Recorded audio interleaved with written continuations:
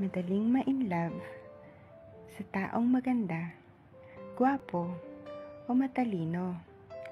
Pero itry mo kaya sa taong napapatawa ka sa araw-araw. Yung sa tuwing may pinagdadaanan ka, andyan siya para pangitiin ka. Di mo namamalayan na in love ka na pala. Love is not about beauty or affection.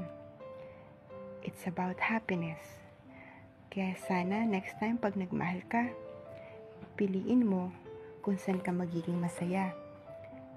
Minsan, kailangan mong tanggapin na may taong kaya kang pakiligin, pero hindi ka kayang mahalin.